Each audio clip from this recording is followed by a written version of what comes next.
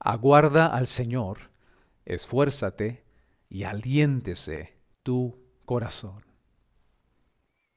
El desaliento es un gran peso que cuando lo llevamos encima nos entristece, pero también nos detiene. Este salmo nos dice, aguarda al Señor, esfuérzate y aliéntese tu corazón. Porque para Dios es de suma importancia tratar el desaliento. Es tan importante para Dios que en lugares como la carta de Pablo a los Colosenses, vemos que al hablar de las relaciones personales más importantes, que es cónyuges, empleados, empleadores y padres e hijos, da a manera de resumen posiblemente una prioridad a observar en cada una de esas relaciones. Y cuando llega al tema de padres e hijos, a los hijos les da como prioridad la indicación de obedecer a sus padres. ¿Cuál crees que es la indicación prioritaria que le da a los padres? Dice, no exasperen a sus hijos para que no se desalienten. Sí. Contrario a lo que tal vez pensaríamos tú y yo que es lo más importante para Dios en nuestra relación con nuestros hijos, lo que Dios nos dice es que les ayudemos a que no se desalienten. El desaliento viene a ser algo tan importante que pudiera incluso cortar el desarrollo de algo para lo cual Dios tiene grandes planes y propósitos, que pudiera deformar el rumbo que un matrimonio está llevando por el desaliento, deformar la relación tal vez con otras personas importantes o un proyecto de negocio. ¿Cuántas cosas nosotros nos derrotamos por el desaliento en nuestras vidas? Qué difícil es caminar con desaliento. El Salmo 27, con el que comenzamos esta conferencia, nos dice que el desaliento se le puede vencer. ¿Sí? Por eso dice, aliéntese tu corazón. Puedes alentar tu corazón, pero también nos dice que eso requiere esfuerzo. Requiere esfuerzo. ¿Qué clase de esfuerzo? Hay un caso que yo quisiera que viéramos en esta conferencia muy interesante que se encuentra en el primer libro de los Reyes, capítulo 18 y capítulo 19. Y es el caso del profeta Elías, el hombre de Dios, un profeta que hablaba las palabras de Dios al pueblo. Y no cualquier profeta, posiblemente uno de los tres más poderosos, más portentosos que encontramos en el Antiguo Testamento. Por cierto, Jesucristo en una ocasión se transfigura frente a sus discípulos y con él aparecen Moisés y Elías. Elías era una persona que caminaba de acuerdo a los caminos de Dios. Por supuesto, un hombre imperfecto, un hombre que también estaba sujeto a debilidades y pasiones como nosotros, pero un hombre que se convirtió en un punto de referencia y también en una persona que Dios utilizó para grandes y portentosas obras. Pero vemos en su vida, en estos dos capítulos, que en uno, el capítulo 18, obtiene una de las más grandes victorias de su vida. Tremendos triunfos vamos a ver ahí en el capítulo 18. Sin embargo, en el 19, de un versículo a otro, lo vemos cargando un tremendo peso de desaliento que lo estaba llevando a tomar decisiones bastante erradas. ¿Cómo sucede esto? De entrada, podemos decir que en este caso vemos que no hay garantía en los triunfos o victorias que nosotros tengamos en los negocios, en nuestra vida conyugal, en nuestra propia autoestima. No hay victorias o triunfos que garanticen que no se presentarán delante de nosotros en algún momento de la vida el peso del desaliento.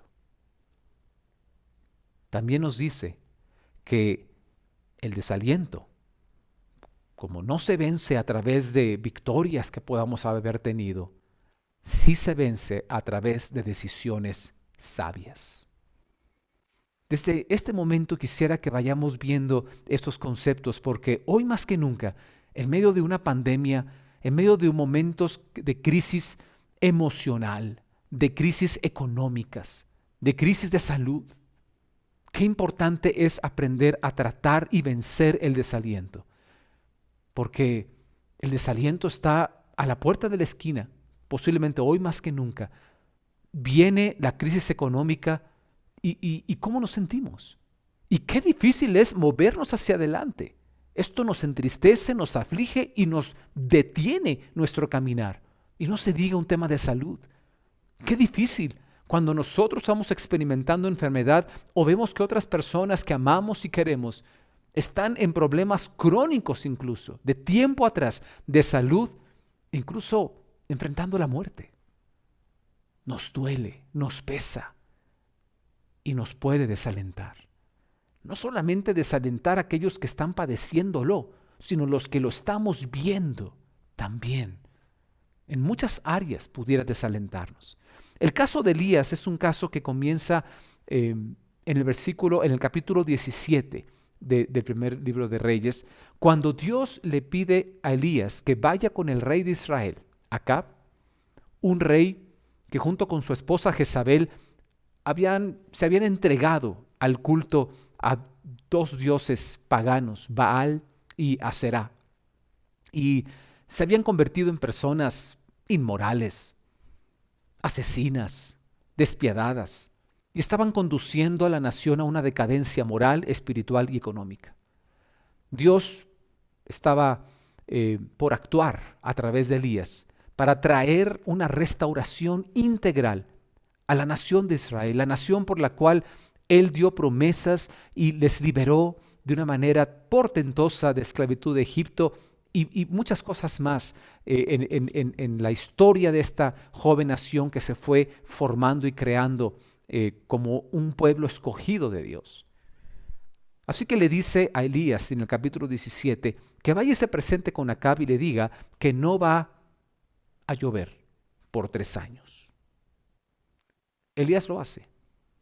Y pasados esos 3 años, capítulo 18, Dios le dice ahora, ve y muéstrate a Acab, porque yo haré llover. Qué interesante desafío para Elías. Dice en los primeros 2 versículos del capítulo 18, que debido a esta falta de lluvia, había mucha hambre en la nación de Israel. Una tremenda crisis económica había azotado a la nación. Y ahora Dios quería que Elías se mostrara frente al rey. Digo qué tremendo desafío, porque para el rey el culpable de esta maldición de que no lloviera por 3 años era Elías. No lo dice la Biblia, pero seguramente en esa confianza y devoción que tenía su esposa y él a este dios falso Baal o también con Aserá, seguramente habrán hecho muchas peticiones y muchas cosas para que lloviese y no había habido ningún resultado. Elías toma valor y confianza y obedece a la voz de Dios y se presenta frente a Acab. Y ahí vemos el propósito de Dios para presentarse precisamente a Acab y Elías para con Acab. Y es hacer un desafío. Le pide Elías al rey que convoque al pueblo y él lanza un tremendo desafío. Yo te invito a que lo veamos aquí en la Nueva Versión Internacional, Primera de Reyes capítulo 18, en el versículo 19. Ahora convoca de todas partes al pueblo de Israel, aquí está hablando Elías, para que se reúna conmigo en el monte Carmelo con los 400 profetas de Baal y los 400 profetas de la diosa Aserá que se sientan a la mesa de Jezabel. Tráiganos 2 bueyes, que escojan ellos uno, lo descuarticen y pongan los pedazos sobre la leña, pero sin prenderle fuego. Yo prepararé el otro buey y lo pondré sobre la leña, pero tampoco le prenderé fuego. Entonces invocarán ellos el nombre de su Dios, y yo invocaré el nombre del Señor. El que responda con fuego, ese es el Dios verdadero. Y todo el pueblo estuvo de acuerdo. Cuando hacen esta acción y están los dos altares con los dos bueyes descuartizados sobre leña en el altar, Elías incluso hace algo. Pide que pongan, que llenen 4 tinajas de agua y las vacíen sobre el buey que a él lo tocaba, sobre la leña, sobre las piedras. Y luego pide que repitan esto 2 veces más. Toda esa cantidad de agua. No pide que lo hagan con el otro altar. Les da una ventaja a este Dios, Baal, y a los profetas. Así que comienzan los 450 profetas de Baal, invocando a su pequeño Dios, su susodicho Dios. Y no pasa nada. Insisten una y otra vez y empiezan a hacer ceremonias, invocaciones. Incluso llega el momento en que empiezan a hacerse daño, lacerarse, lastimarse, posiblemente tratando de ganar un mérito para con su Dios o de moverlo a tener clemencia por lo que estaban haciendo con sus propios cuerpos, pero nada funciona. Incluso Elías comienza a burlarse y les dice, ¿por qué no hablan más fuerte a su Dios? Tal vez está descuidado, tal vez está dormido, tal vez está viendo hacia otra parte. Empieza a poner lo que decimos en Latinoamérica, sal o limón a la herida. Elías está comprometiéndose más aquí, porque empieza a generar mayores expectativas con respecto a él y con respecto al Señor. Pero así sucede, pasa mucho tiempo y no hay respuesta de Baal. Entonces viene el turno de Elías y vean lo que sucede en los siguientes versículos del capítulo 18, en el versículo 36. A la hora del sacrificio vespertino, el profeta Elías dio un paso adelante y oró así: Señor Dios de Abraham, de Isaac y de Israel, que todos sepan hoy que tú eres Dios en Israel y que yo soy tu siervo y he hecho todo esto en obediencia a tu palabra. Respóndeme, Señor, respóndeme, para que esta gente reconozca que tú, Señor, eres Dios y que estás convirtiéndoles el corazón a ti. En ese momento cayó el fuego del Señor y quemó el holocausto, la leña, las piedras y el suelo, y hasta lamió el agua de la zanja. Cuando vieron esto, todos se postraron y exclamaron: el Señor es Dios, el Dios verdadero. Luego Elías les ordenó: agarren a los profetas de Baal, que no escape ninguno. Tan pronto como los agarraron, Elías hizo que los bajaran al arroyo Quizón y allí los ejecutó. ¡Qué tremenda victoria! Y qué arrojo de Elías. Un arrojo para confiar en Dios de esa manera. Un arrojo para, después de ver tremendo milagro, el fuego cayendo y consumiendo todo a pesar del agua que había inundado el altar y mojado completamente la leña.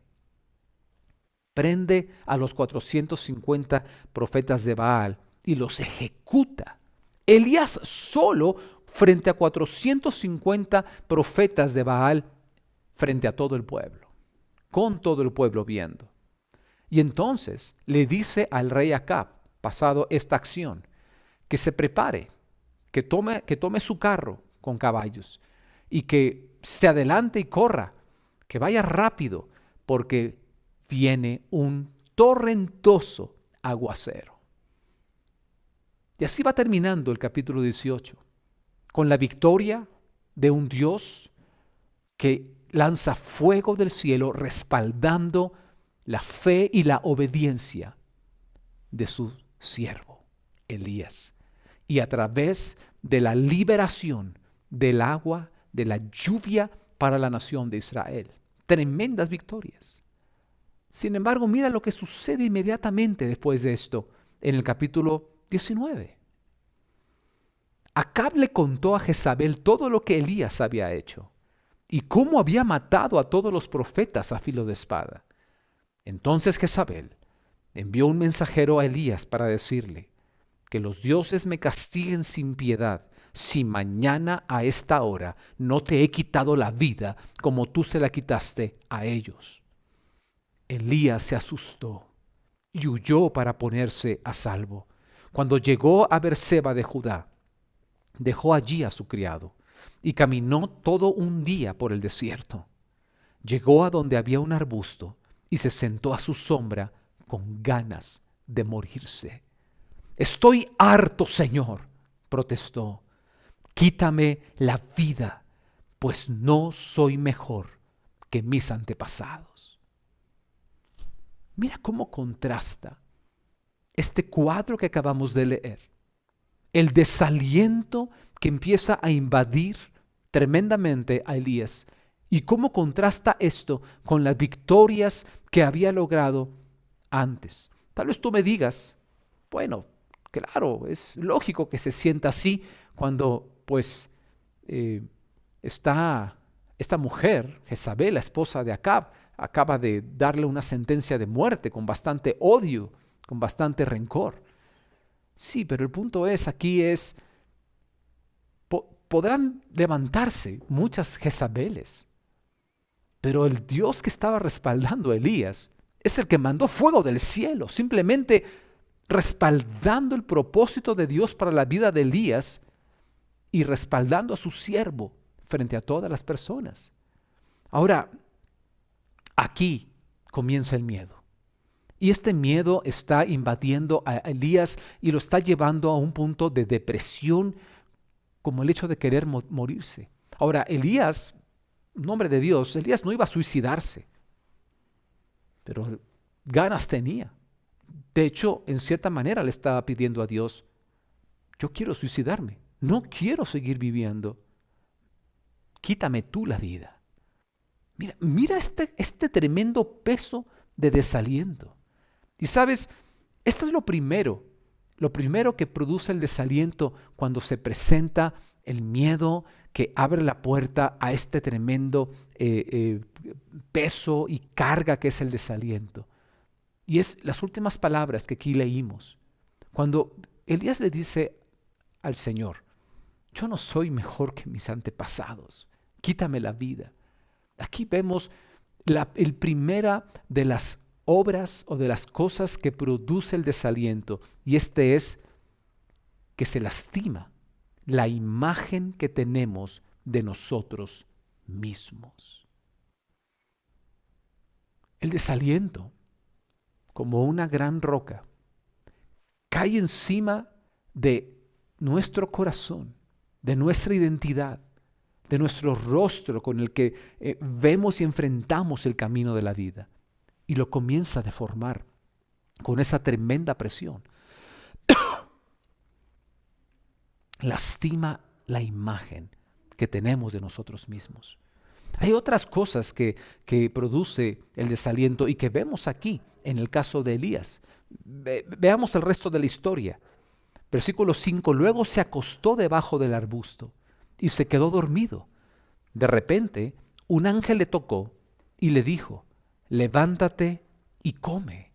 Elías miró a su alrededor y vio a su cabecera un panecillo cocido sobre carbones calientes y un jarro de agua. Comió y bebió y volvió a acostarse. El ángel del Señor regresó y, tocándolo, le dijo, levántate y come, porque te espera un largo viaje. Elías se levantó y comió y bebió. Una vez fortalecido por aquella comida, viajó 40 días y 40 noches hasta que llegó a Horeb, el monte de Dios. Allí pasó la noche en una cueva. Más tarde, la palabra del Señor vino a él. ¿Qué haces aquí, Elías?, le preguntó. Me consume mi amor por ti, Señor Dios Todopoderoso, respondió él. Los israelitas han rechazado tu pacto, han derribado tus altares y a tus profetas los han matado a filo de espada. Yo soy el único que ha quedado con vida y ahora quieren matarme a mí también. El Señor le ordenó, sal y preséntate ante mí en la montaña, porque estoy a punto de pasar por allí. Como heraldo del Señor vino un viento recio, tan violento que partió las montañas e hizo añicos las rocas, pero el Señor no estaba en el viento. Después del viento hubo un terremoto, pero el Señor tampoco estaba en el terremoto. Tras el terremoto vino un fuego, pero el Señor tampoco estaba en el fuego. Y después del fuego vino un suave murmullo. Cuando Elías lo oyó, se cubrió el rostro con el manto y saliendo se puso a la entrada de la cueva. Entonces oyó una voz que le dijo: ¿Qué haces aquí, Elías? Él respondió: Me consume mi amor por ti, Señor Dios Todopoderoso. Los israelitas han rechazado tu pacto, han derribado tus altares y a tus profetas los han matado a filo de espada. Yo soy el único que ha quedado con vida y ahora quieren matarme a mí también. En estos pasajes que estamos leyendo, vemos otras cosas que produce el desaliento y son las cosas que tú y yo queremos evitar en nuestra vida. Pero si ya se están presentando, que te sirva este caso de Elías para que veas si hay algunas de estas cosas en tu corazón y entonces puedas dar el diagnóstico: estoy cargando un fuerte peso de desaliento y tengo que hacer algo al respecto inmediatamente. Así como vimos en lo que leímos que el desaliento lastima la imagen que tenemos de nosotros mismos. También aquí estamos viendo otras cosas que produce. Y algo que produce es que nos hace eludir nuestras responsabilidades. Mira qué interesante cuando vemos en el versículo 5 al 7. No lo voy a volver a leer, pero tú puedes tener abierta tu Biblia y hacer referencia si quieres recordar lo que hace unos segundos hemos leído. Pero ¿tiene Dios que estarlo levantando 2 veces a Elías de su sueño? Por cierto, un síntoma de depresión en el caso de Elías, no para todos es igual, que es el dormir, dormir, dormir, dormir. Hay un peso de desaliento muy fuerte que produce esa depresión a través de el dormir, dormir, dormir, o el comer, comer, comer, o el estar irascible hasta por cualquier cosa una y otra vez. Tenemos que darnos cuenta que el desaliento se manifiesta de diferentes maneras, pero el problema aquí es que tiene Dios que estarlo despertando y decirle, como en el versículo 7, tienes un largo camino por delante. Tienes un largo camino. ¿Dónde estás? 2 veces le pregunta Dios a Elías, versículos 9 y 13, ¿qué haces aquí? Levántate, ¿qué haces aquí? ¿Qué haces aquí? Elías tenía un largo camino por delante. No sabía Elías qué clase de camino o hacia qué propósito se dirigía ese camino. Lo veremos en la conclusión de este capítulo. Pero lo que él sí tenía que darse cuenta, Elías, es que no podía estar en la cueva del desaliento. Así que el desaliento nos hace eludir nuestras responsabilidades. Y no solamente eso, sino que ante la pregunta que Dios le hace 2 veces, ¿qué haces aquí? En la cueva, las respuestas de Elías son las mismas. Le está diciendo: los israelitas han rechazado tu pacto, se han alejado y ahora hasta quieren matarme a mí. Yo solo he quedado, estoy solo. Van contra mí. Y lo dice 2 veces. Para mí pareciera que lo que está detrás de esta respuesta es: Señor, yo he caminado contigo, yo he obedecido lo que tú me dijiste y ahora resulta que están acabando con tus hombres, con los profetas, y solo yo quedo y me van a matar.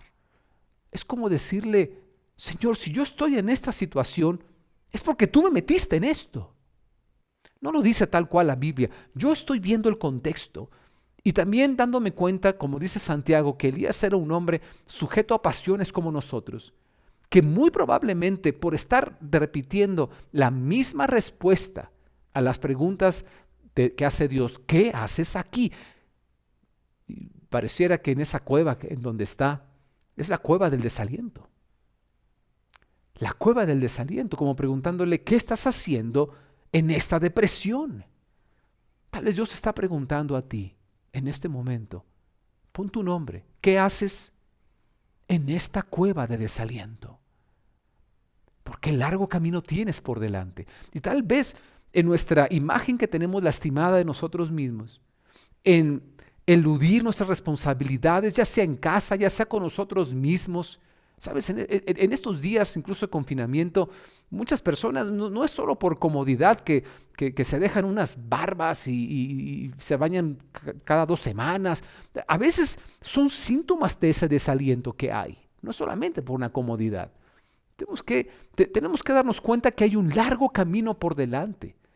Lo tercero que estamos viendo aquí es que el desaliento nos hace culpar a otros por nuestros predicamentos. Posiblemente es lo que estaba haciendo Elías, y sin duda muchas veces tú y yo caemos en eso.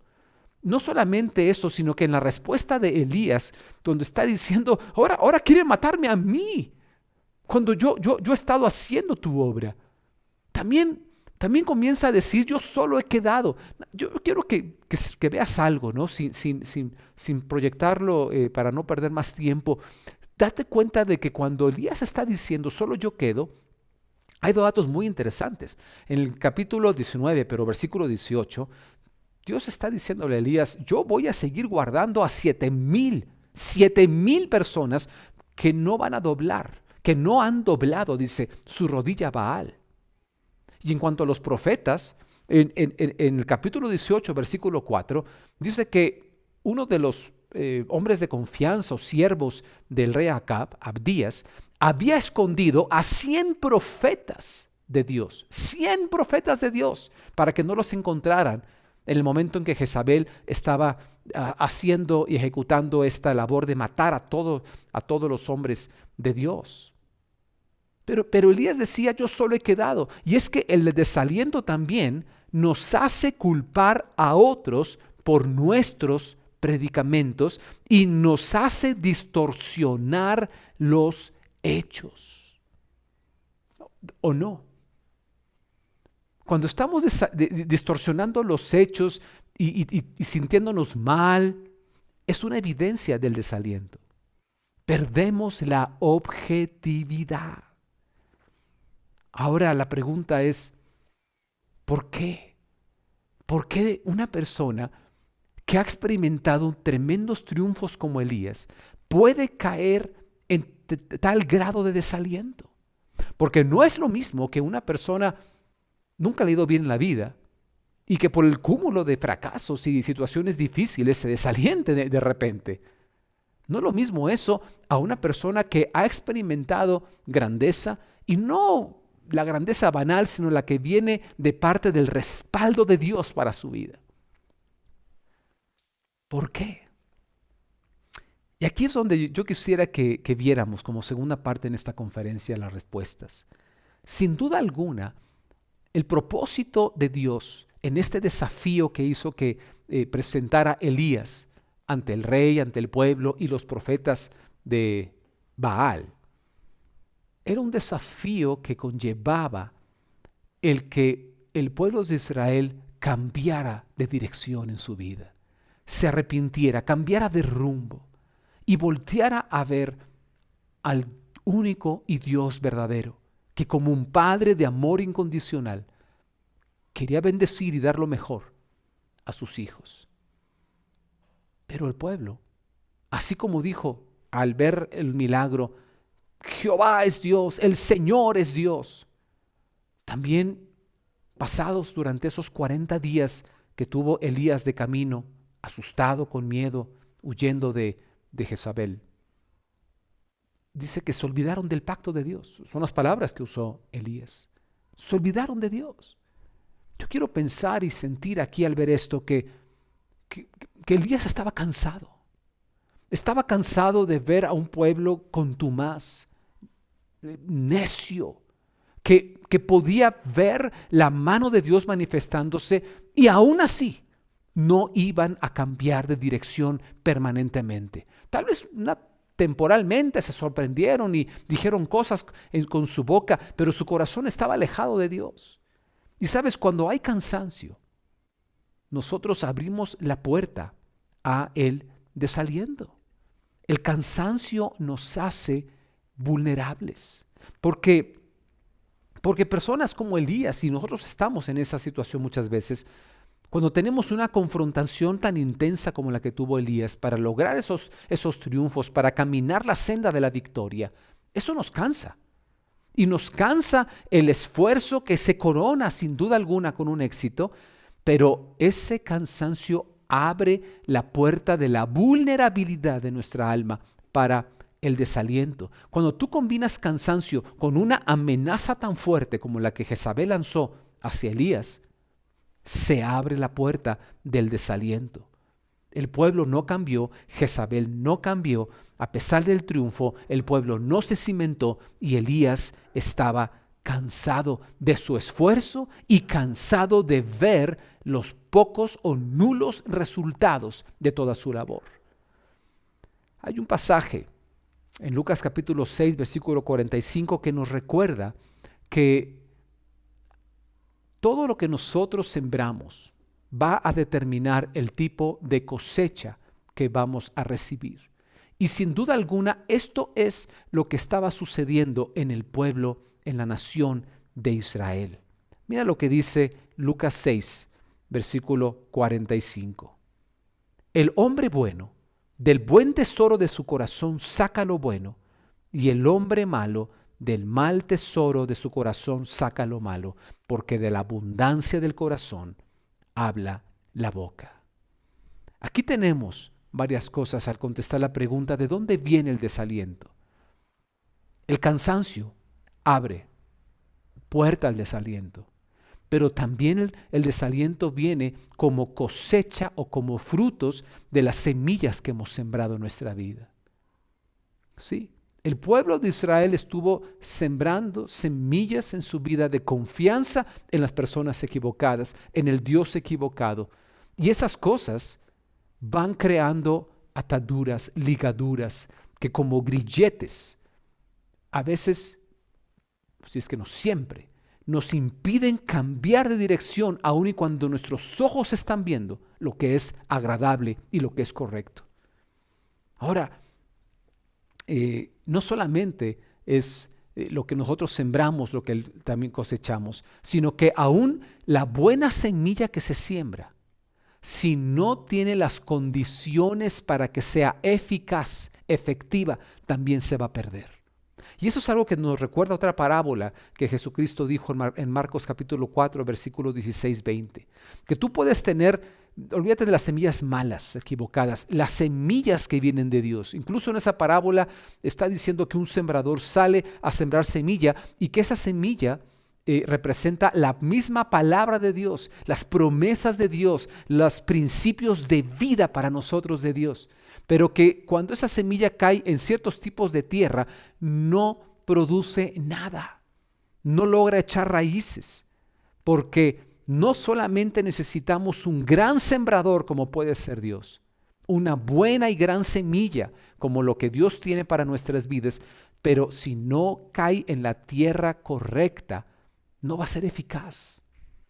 Y posiblemente el mismo Elías estaba dando oportunidad o abriendo una oportunidad a lo que yo voy a llamar una tierra equivocada. Estar poniendo y dándole demasiada atención a las cosas que estaba en ese momento viendo con sus ojos, que estaba permitiendo que eso lo desalentara y lo agobiara.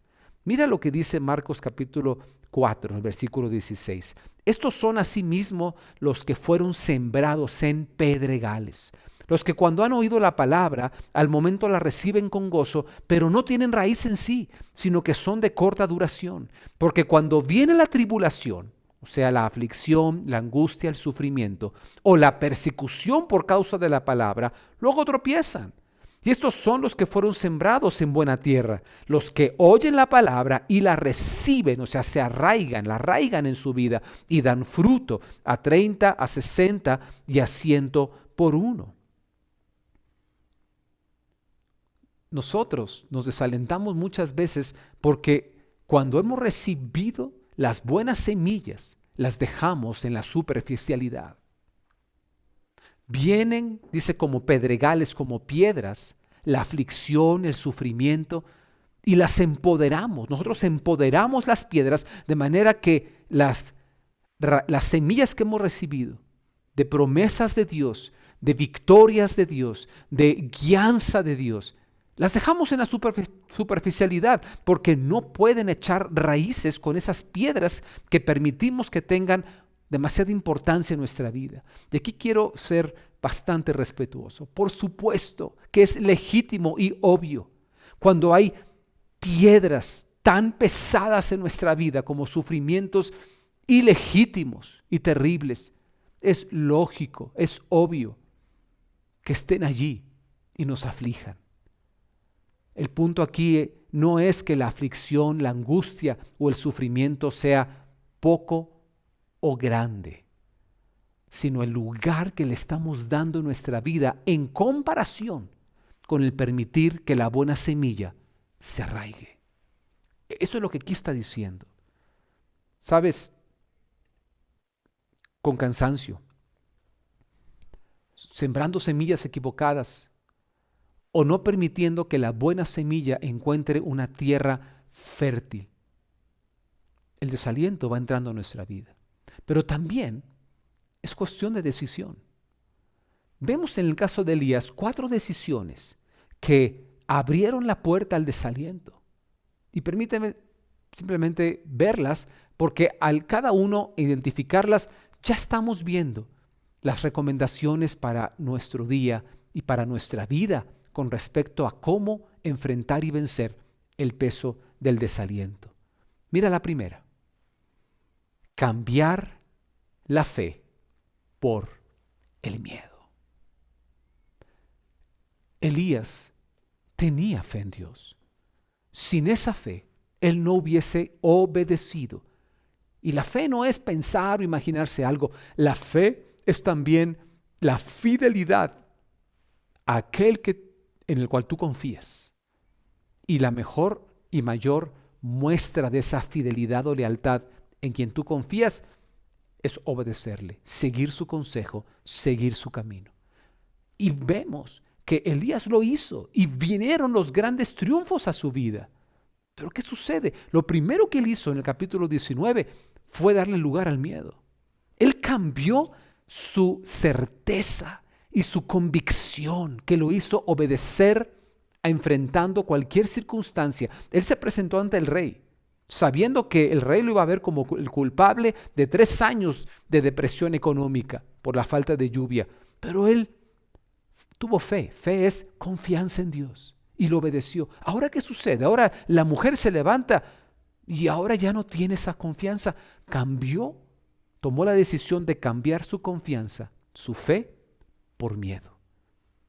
Ahora Elías fue guiado por Dios y vio la mano de Dios en su vida.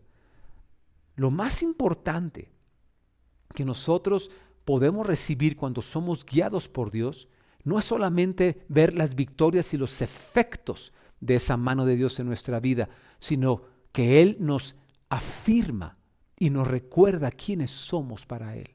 Quiero que veas Romanos capítulo 8, versículo 14.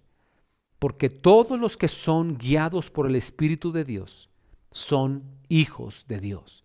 Y ustedes no recibieron un espíritu que de nuevo los esclavice al miedo, sino el espíritu que los adopta como hijos y les permite clamar: Abba, Padre. Lo más maravilloso de ser una persona como Elías fue, que fue guiado por Dios, es que hoy en día quien nos guía es el Espíritu Santo. Claro, en aquellas personas que como Elías han puesto su fe, su confianza total en Dios. Y cuando tú has hecho eso y tú le dices: Señor, yo quiero que me recibas como a un hijo. Yo quiero que tú seas el salvador de mi vida, pero también el que señorea mi vida, el que guía mi vida. Quiero caminar y aquí está, Señor y Dios, mi confianza en ti, que empiezo a caminar de acuerdo a tus principios, con todos mis errores, tal como soy, pero aquí está la completa disposición de mi vida. Cuando tú haces esta decisión y tienes con Dios un encuentro personal, Dice, empezamos a ser guiados por el Espíritu de Dios. Esos son los hijos de Dios, no los que se afilian a una religión o dicen cosas de dientes para afuera, sino los hijos de Dios son los que son guiados por el Espíritu de Dios. Y lo más interesante es que ese Espíritu que recibimos, esa presencia de Dios en nosotros, es una presencia que no nos lleva a la esclavitud del miedo, sino a la libertad por quienes ahora somos en Dios. ¿Y quiénes somos? Sus hijos. Y podemos llamarle a Él papito. Abba Padre es precioso papá, papito, papacito. Una segunda decisión equivocada que tomó Elías es que él cambió la confianza en el buen cimiento que él tenía por culpar a ese cimiento de los problemas. Cuando Elías le dice al Señor en esta decir, yo he tenido y tengo un celo por ti, tengo una pasión por ti, un compromiso de amor por ti. 2 veces lo dijo esa respuesta, lo estuvimos viendo. Hice lo que me pediste y no resultó. Están matando a tu gente, a mí, ahora a mí quieren matarme. Está en cierta manera culpando el cimiento de la confianza que él tenía en Dios, el cimiento que él tenía en su vida, que eran los caminos de Dios, y culpándolos por el momento que estamos ahora viviendo. ¿Y cuántas veces tú y yo somos tentados a hacer eso? Cuando nosotros encontramos y confiamos en los principios de vida como el buen cimiento de un matrimonio y nos encontramos con las piedras de la angustia, de la dificultad, del sufrimiento en ese matrimonio, muchas veces lo primero que decimos es, por yo estar creyendo en esto, mejor hubiera sido estar en unión libre y me voy cuando sea, y empezamos nosotros a culpar el buen cimiento de las cosas que nos están sucediendo. O tal vez un hijo empieza a culpar el buen cimiento de ser un hijo obediente en casa y decir, si yo no hubiese sido obediente a mis padres y los hubiera honrado, tal vez no estaría en esta situación de incomprensión o de aflicción. Para. Cuando nosotros encontramos el buen cimiento en diferentes áreas de nuestra vida y el origen de todo esto es el buen cimiento de nuestra confianza en Dios, no podemos caer como víctimas del desaliento que nos hace perder, lo vimos, la objetividad y ahora comenzar a culpar las buenas decisiones que hemos tomado en nuestra vida, culparlas de la condición donde ahora nos encontramos. No tiene nada que ver. Nada que ver. La afirmación que nosotros podemos recibir como hijos también es lo que nos da a nosotros la mayor provisión que se encuentra en el cimiento correcto. Dios, Jesucristo y sus palabras son el cimiento perfecto. Mira lo que dice más adelante aquí en Romanos capítulo 8, 16. El Espíritu mismo le asegura a nuestro espíritu que somos hijos de Dios. Y si somos hijos, somos herederos. Herederos de Dios y coherederos con Cristo, pues si ahora sufrimos con Él, también tendremos parte con Él en su gloria. Es un camino, amigos. Y en el camino, cuando da vuelta y nos encontramos un mal clima y no nos gusta y nos incomoda y nos hace incluso sufrir esa parte del camino, no podemos decir, esto me pasa por seguir el buen camino. Ese buen camino que dio una vuelta dará otra vuelta y al final de cuentas llegará al destino correcto. El buen camino es el camino que nos lleva al destino correcto y lo hace con seguridad. Tal vez no sin incomodidades, tal vez no sin angustias, pero no perderemos nuestra eternidad y no perderemos la capacidad de poder caminar sobre esas circunstancias si seguimos el buen camino. Dice, si sufrimos ahora con Él, por los momentos en que ha dado la vuelta inesperadamente ese camino, al final todo va a estar bien. porque somos herederos. El buen cimiento nos hace ser herederos. Y ser heredero es una provisión que hay adelante en el tiempo. Todo esto es temporal. Otra intercambio que hizo Elías equivocado, una decisión de intercambio, es que él cambió el empoderamiento que había recibido por la autocompasión. Amigos, en el capítulo 18, versículo 38, cayó fuego del cielo. A la voz de Elías cayó fuego del cielo. Él luego mandó ejecutar a los 450 profetas de Baal. Mira el empoderamiento en el que él se estaba moviendo. Incluso no lo vimos aquí. Pero cuando le dice en el versículo 44 del capítulo 18 a Acab que agarre su carro y que vaya, mira lo que sucedió aquí más adelante. Dice, entonces Elías le ordenó, ve y dile a Acab, engancha el carro y vete antes de que la lluvia te detenga. Las nubes fueron oscureciendo el cielo, luego se levantó el viento y se desató una fuerte lluvia y Acab se fue en su carro hacia Jezreel. Entonces el poder del Señor vino sobre Elías, quien se ajustó el manto con el cinturón, se echó a correr y llegó a Jezreel antes que Acab. Mira lo que dice, el poder del Señor vino sobre Elías y corrió más rápido que un carro con caballos. Elías experimentó el empoderamiento, pero al ceder ante la presión del desaliento, intercambió ese empoderamiento por la autocompasión. ¡Ay, pobre de mí! ¡Me quieren matar! Oye, pero si tú eres Superman, corres más rápido que los caballos. Pides a Dios y cae fuego del cielo.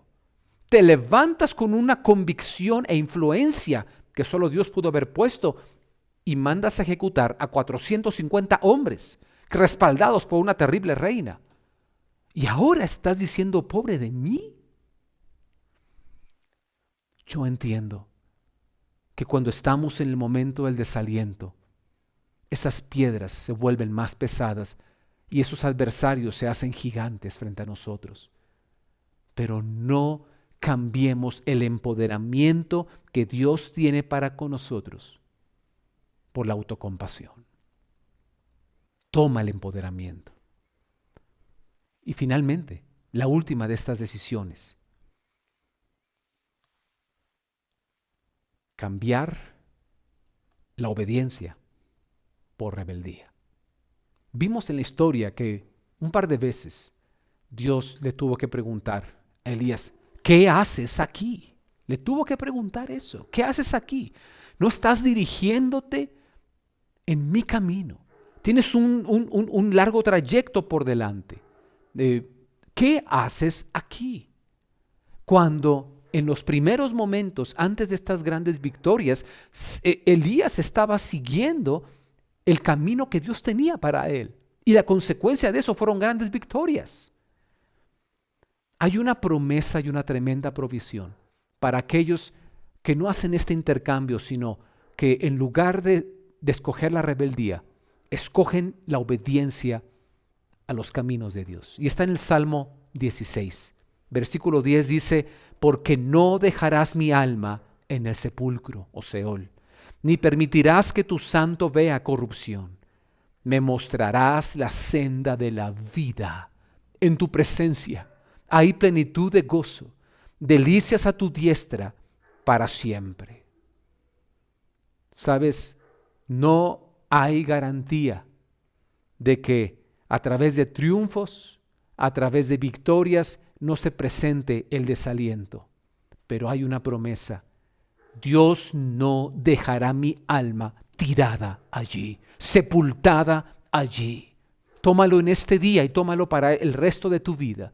Dios no dejará mi alma en el Seol, ni permitirá que yo vea lo que está corrompido, degradado, echado a perder en mi vida.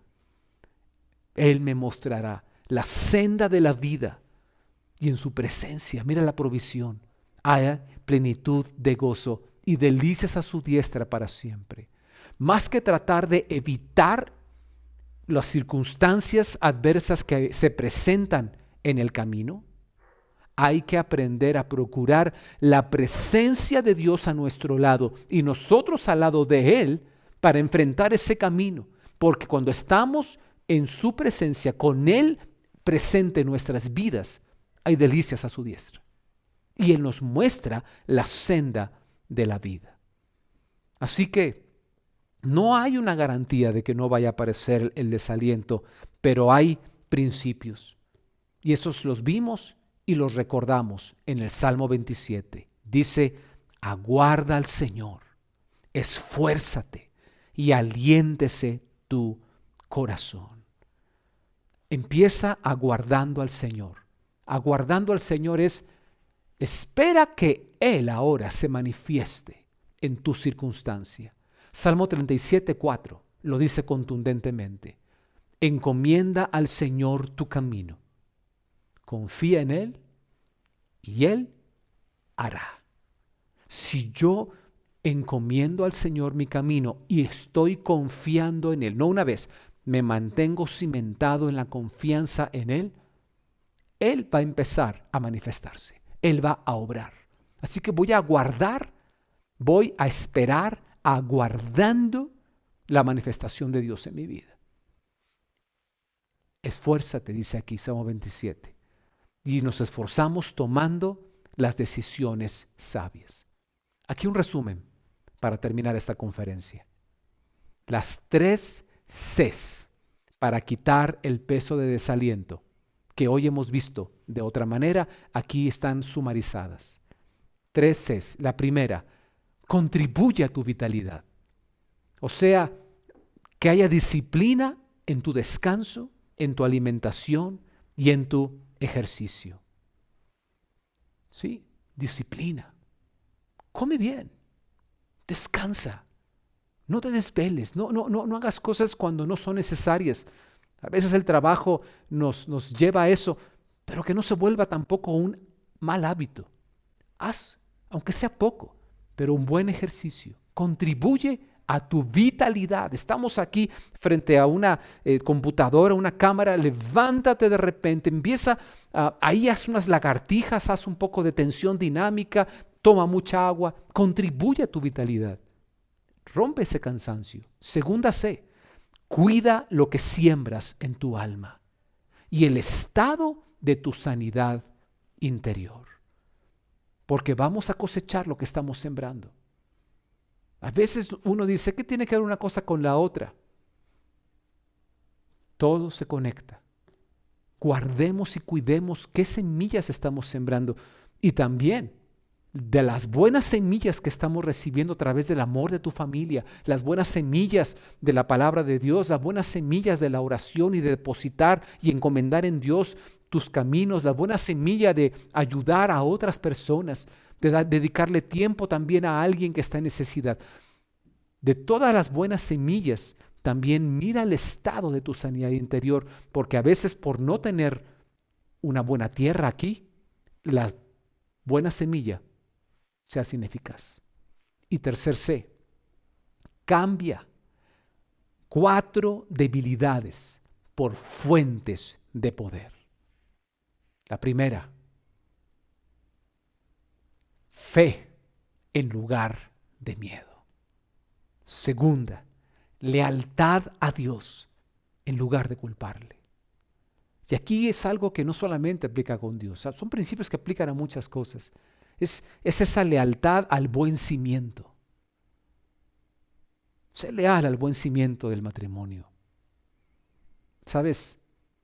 Las personas somos los que hacemos que las circunstancias se vuelvan imperfectas, porque somos personas imperfectas. Pero el buen cimiento, ahí está. Y podemos hacerlo funcionar porque viene de Dios. Y si lo hacemos a la manera de Dios, va a funcionar. Sé leal al buen cimiento. Y en este caso, el cimiento de cimientos para nuestra vida es Dios y sus palabras, como dijo Jesucristo. Va a azotar vientos contra ello, pero no se va a caer porque estamos fundados sobre la roca del buen cimiento.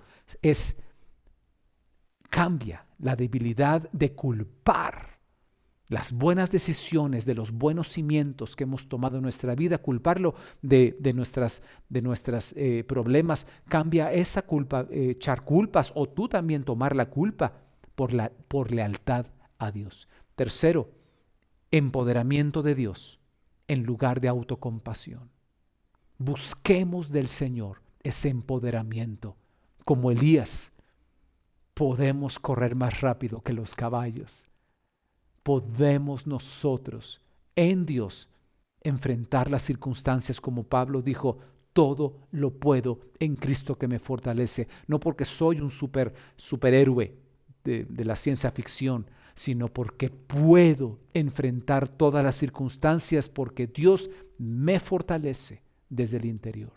Y la última dice, obediencia a Dios en lugar de rebeldía. Los momentos difíciles son los momentos que más ameritan y más exigen apego al buen camino, no desapego. Cuando vamos por el camino y es tan difícil la tormenta que ya ni siquiera vemos bien el camino y lo que está delante, no es el momento de apagar las luces o de hacerse hacia un lado y alejarse. Es el momento en que más necesitamos apegarnos obedeciendo la ruta del buen camino para no caernos por el precipicio o estrellarnos contra una curva inesperada. Necesitamos en esos tiempos hacerlo. Aguarda al Señor, esfuérzate y aliéntese tu corazón.